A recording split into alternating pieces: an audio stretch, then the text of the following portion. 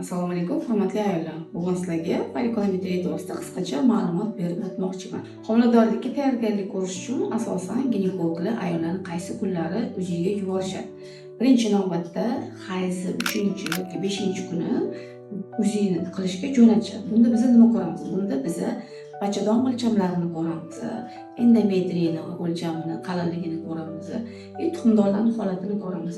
Albatta bu kunlari tuxumdonlarda folikular mayda bo'ladi, ya'ni antral folikularni ko'rishimiz mumkin. Kistalar yo'qligini ko'ramiz. Agar kistalar yo'q bo'lsa, keyin ginekologlar 11-kundan boshlab ayollarni folikulometriyaga yuborishadi. Qisqa qilib bachadon tuxumdonlarning anatomiyasini tushuntirgan bo'lsak, mana bu bachadon, bu qin sohasi, bu truba, bu tuxumdonlar.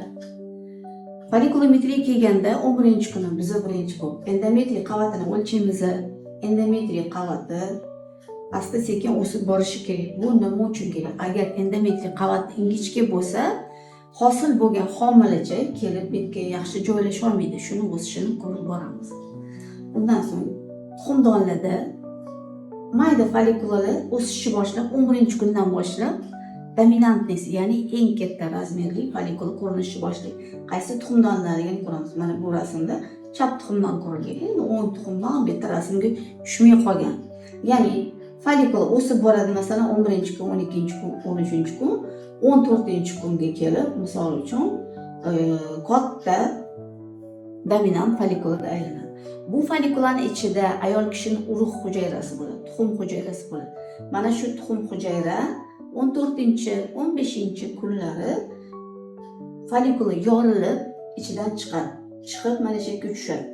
Bu trubani pastki qismida xilpillovchi epiteliy joylashgan.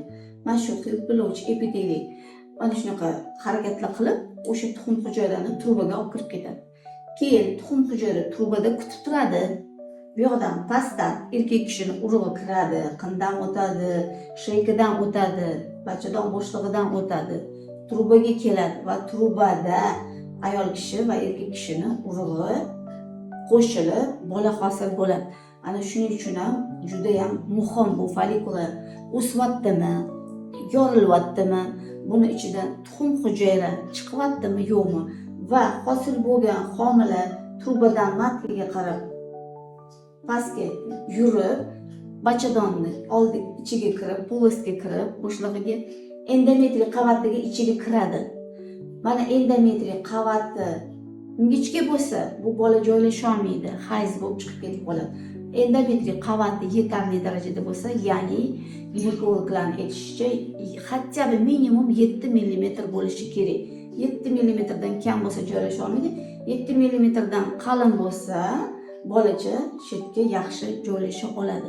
Shuning uchun homiladorlikka tayyorlanayotgan ayollar folikulometriyaga qatnab kun ora folikularni o'lchamini o'syaptimi yo'qmi ko'rish kerak va endometriya qavati o'syaptimi yo'qmi shuni ko'rish kerak va folikular yorildimi yo'qmi shuni ko'rish kerak.